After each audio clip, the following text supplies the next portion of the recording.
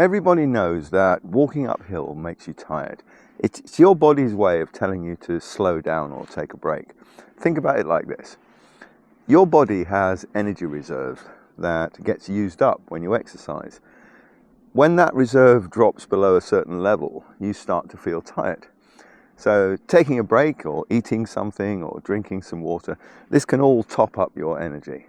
And then you're good to go again until it drops again. But when you're out in the hills, the real trick is to use as little energy as possible. And the best way to do that is only to use the muscles that you actually need for walking. And here's the key part. The bigger the muscle, the more work it can do before it starts to get tired. Your biggest muscles are your thighs and your glutes, your bum. Yes, other muscles are also involved too, but if you use your legs properly, your thighs and your bum should be doing most of the heavy lifting. So how do we do that?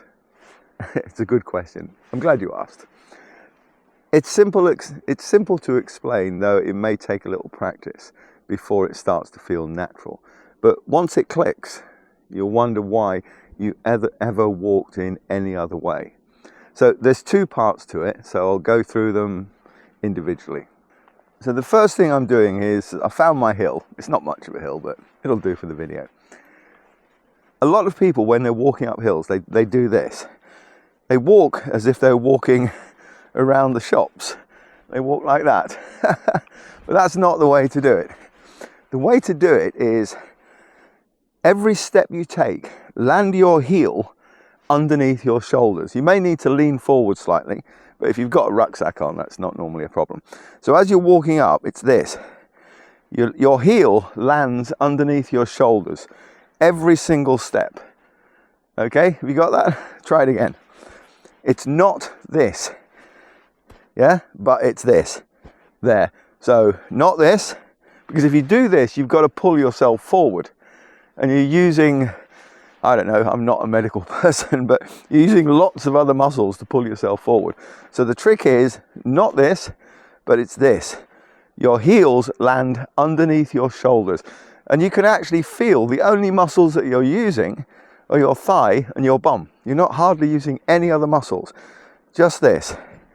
Okay, now once it does take a little bit of practice to get this, but as I said, once you do get it and once it clicks, you'll ask yourself, why did I ever walk up hills in a different way? If you watch, I mean, I've been up some big hills in the Himalayas and all the rest of it, and if you watch the porters and the Sherpas, they're the ones who it comes natural to.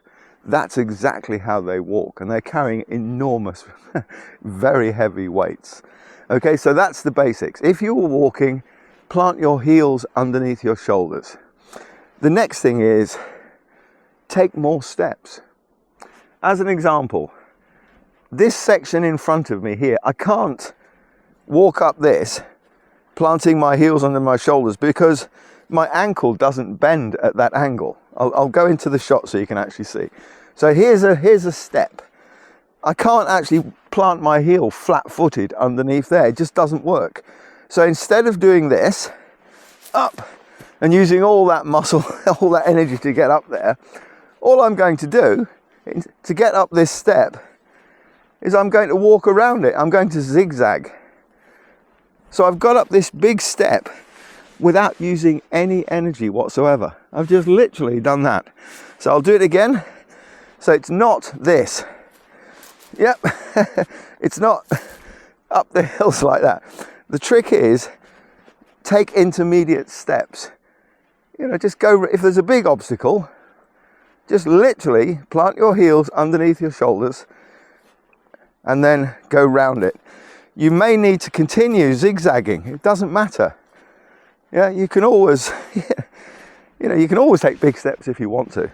Next thing, coming downhill. I wasn't going to do this, but I'll just add this on as a little bit, a free extra bit on my YouTube. How many people do you see coming downhill like this? They walk down and they're walking down like that. And they do this. They walk down like this. So what am I doing there? Every time I took a step there, I know I said not to do that, but pretend you didn't see. So instead of doing this, in other words, my leg is now straight. So all my body weight, including the momentum downhill, is being absorbed by the cartilage underneath my kneecaps, which is not a good idea. So it's not this. Coming downhill, just simply, and I do realize that you will look a bit silly doing it, but it's, it's a good idea. Walk with your knees slightly bent, always. So it's this, and you look as if you're bouncing down the hill. So uphill, heels under your shoulders. Downhill, your knees are slightly bent all the time. So in other words, it's not the cartilage under your kneecap that's taking all the strain. It's actually your thigh is acting as a shock absorber. And the muscle of your thigh is a lot stronger, it's better at absorbing pressure than the cartilage underneath your kneecap.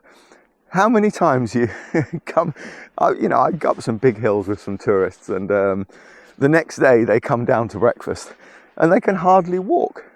It's because their knees are shot. Yeah. Walk downhill, you do look a bit silly bouncing down the hill because you're doing this all the way down. But believe me, but don't believe what anybody says on YouTube. Go and give it a try yourself. Give it a try, just walking with your knees straight, walking uphill, and then pull yourself forward, and then take small steps, planting your heels underneath your shoulders. And on the way down, bounce slightly, so your knees are never straight. And just compare the two. And if it works for you, great. If it doesn't work for you, then, as I said, never believe anybody, whatever they say on YouTube. Thanks for watching.